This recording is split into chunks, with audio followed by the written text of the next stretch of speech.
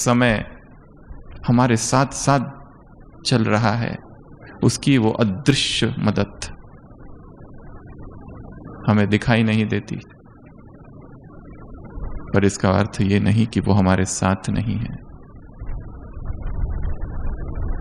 मैं हर पल तुम्हारे साथ हूं,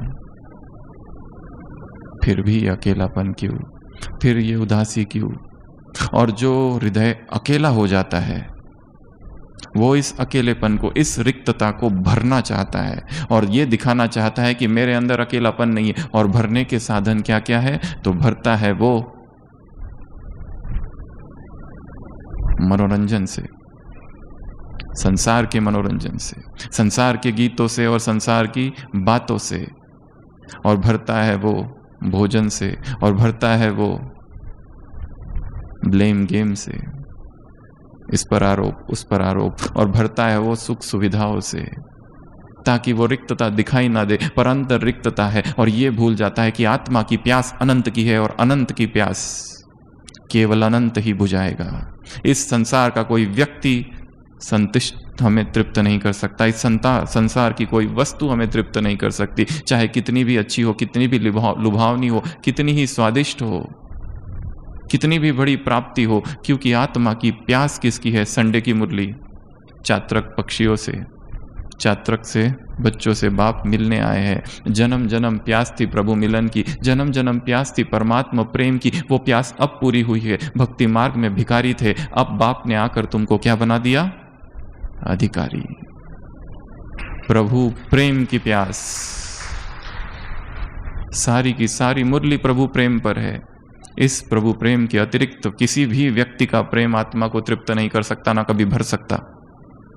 जन्म जन्म आत्मा ने भरा है, परंतु अतृप्त ही रही, प्यासी ही रही, भिखारी रही और मांगती रही, प्रेम दे दो, केयर दे दो, अटेंशन दे दो, सम्मान दे दो, स्तुति दे दो, नाम दे दो, यश दे दो, प्रशंसा दे दो, शक्ति दे दो, सुख दे दो, शांति दे दो।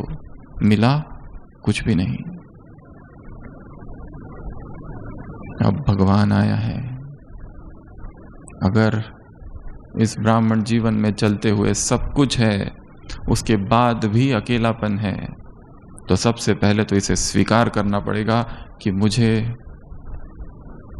न मालूम कोई अज्ञात अकेलापन घेरा हुआ है। जैसे ही अकेले में बैठता हूं तो पता नहीं कौन सी दुख की लहर, कौन से पुराने जज्बात, कौन सी पुरानी दर्दनाक यादें आ जाती है और ब्राह्मण जीवन निरस सा लगने लगता है, सूना सूना सा लगने लगता है। यदि ऐसी हमारी स्थिति है तो जरूर कुछ काम करने की आवश्यकता है। एकांत से यात्रा है, एक अकेलेपन से यात्रा है एकांत की। जर्मन फिलॉसफर इकहार्ट एकांत में रहता था, मौन में रहता था, अपनी ही मस्ती में रहता था, अपने ही प्रभु चिंतन में रहता था। एक बार किसी जंगल में बैठा था, दो मित्र वहां से गुजर रहे थे, उनको लगा बेचारा अकेला बैठा है, क्यों ना इसके पास जाए, थोड़ी सी बातें करे। और वो जाते और उससे कहते हैं कि हम तुम्हारे पास आए हैं क्योंकि हम तुम्हें अकेला देखते। वो कहता है मैं अब तक उसके संग में था, आप लोग आए और आपने मुझे अकेला कर दिया। जो व्यक्ति एकांत में आनंद लेता है उसे व्यक्तियों का संग, व्यक्तियों का साथ इतना नहीं लुभाता, उसे आदत है एक के संग की। और यदि अकेलापन है तो व्यक्ति उसे भरता है दंभ से, हिपोक्रेसी, सेल्फ लाइंग, कहने के लिए योगी परंतु अंदर भोग की लालसा है, कहने के लिए ऊपर से ब्रह्मचर्य परंतु अंदर से देह खींचती है। इसलिए इस दंभ से, इस हिपोक्रेसी से, इस सेल्फ डिसेप्शन से, इस सेल्फ लाइंग से, इस आत्मवंचना से, इस आत्म प्रवंचना से सबसे पहले स्वयं को मुक्त करना है। कि जो 69 की एक अव्यक्त वाणी है जिसमें बाबा ने कहा है खौफनाक वो है जो अंदर से कुछ है और बाहर से कुछ है, जो दिखा कुछ और रहा है अंदर से है कुछ। व्यक्ति का चरित्र वो है जब वो एकांत में बंद कमरे में बैठा हुआ है और क्या कर रहा है, कौन से विचार उसके मन में चल रहे हैं, कितनी सच्चाई उसके हृदय में है, क्या वो वही है जो संसार को दिखाता है या कुछ और? तो जब जब हृदय में रिक्तता है, खालीपन है, सूनापन है, अकेलापन है, व्यक्ति उसे भरेगा, एंटरटेनमेंट से भरेगा, गीत से, संगीत से भरेगा, संसार के भोजन से भरेगा, डिजिटल नगरी से भरेगा, हिपोक्रेसी से भरेगा, सुख सुविधाओं से भरेगा और स्वयं को छलेगा कि मैं सब ठीक चल रहा है, दिखावे से भरेगा। पहले तो इससे स्वयं को मुक्त करना है और स्वीकार करना है, हाँ है ये अकेलापन, पता नहीं क्यों है, परंतु अब मुझे इसको भरना है। किससे भरना है उसकी चर्चा हम करेंगे। बाबा ने 3 बातें बताई आज। पहला, प्राप्तियों को सामने रखो। इससे भी अधिक चिंतनीय विषय है ये सोचना कि ब्राह्मण, एक तो ये सोचना है ब्राह्मण जीवन में हमने क्या क्या पाया, दूसरा ये सोचना कि क्या ऐसी भी कोई वस्तु है सुखी जीवन के लिए जो मेरे पास नहीं है। उत्तर होगा ऐसा कुछ भी नहीं है, सब कुछ मेरे पास है। ये भी चिंतन की एक दूसरी धारा है। जो जो सुखी होने के लिए चाहिए बाबा ने वो सब कुछ मुझे दे दिया है, अब मुझे और क्या चाहिए। और चिंतन एकांत में किया जाता है और चिंतन मौन में किया जाता है। एकांत में बैठकर मुझे क्या क्या मिला है, फिर भी यह तृप्ति क्यों। गहराई से सोचना, चेतना को उस गहरे आकाश में ले जाना और वहां बैठ के सारे दृश्य को देखना, अपने जीवन को देखना, अपने जीवन में हो रही घटनाओं को देखना। मैं हूं कहाँ, मैं क्या कर रहा हूं, मुझे क्या करना है। बाबा ने कहा प्राप्तियों को याद करो। दूसरा कहा इस ब्राह्मण जीवन के जो रमणीक अनुभव है उसको याद करो।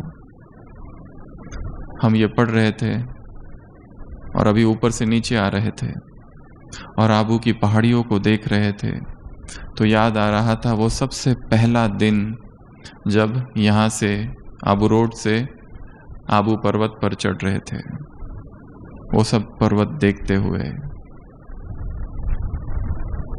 आबू शैल शिखर सुंदर है, कैसी उमंगे थी, कैसे अनुभव थे।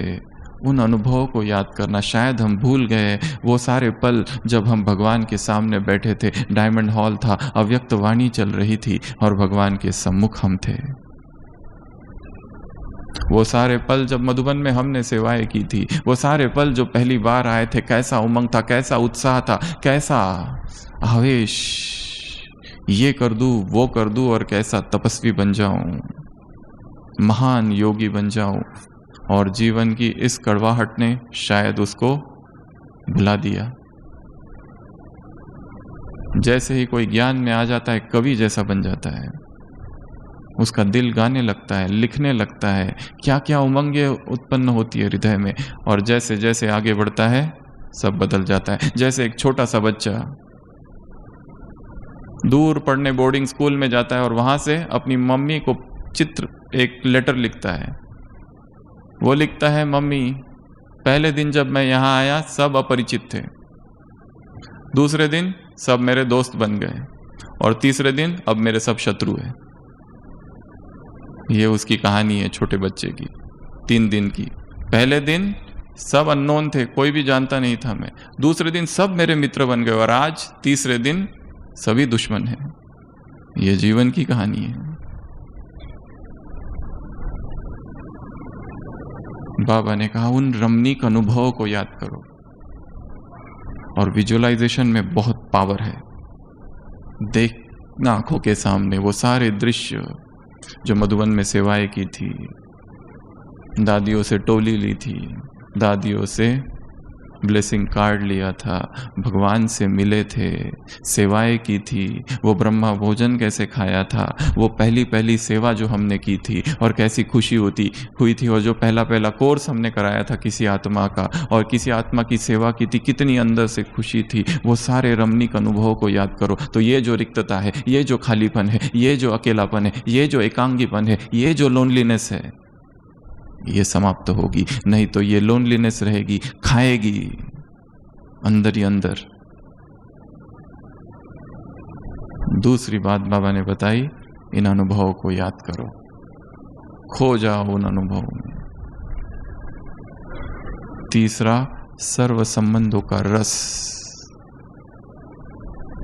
एक से सर्व संबंधों का रस लेना है। दुनिया वालों से सारे संबंध जोड़े, संडे की मुरली क्या कर दिया इस दिल को उन्होंने, कितने टुकड़े किए?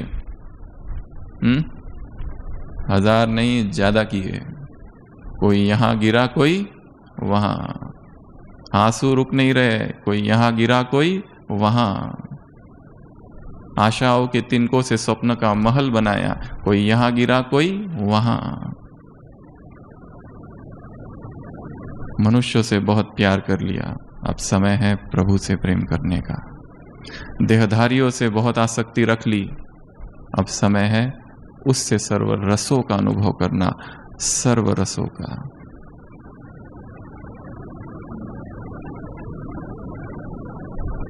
और मनुष्य के जीवन की ऐसी अवस्था जहां किसी की सबसे ज्यादा आवश्यकता है, उसी समय वो नहीं रहता है वो व्यक्ति। जब हमें सबसे ज्यादा किसी की आवश्यकता होगी, उसी समय हमको वो नहीं मिलेगा। इसलिए एक उसी से सर्व संबंधों का रस, ये तीसरी विधि। तो ये 3 बातें बाबा ने बताई। अगर अकेलापन लगे तो ये 3 बातें करो।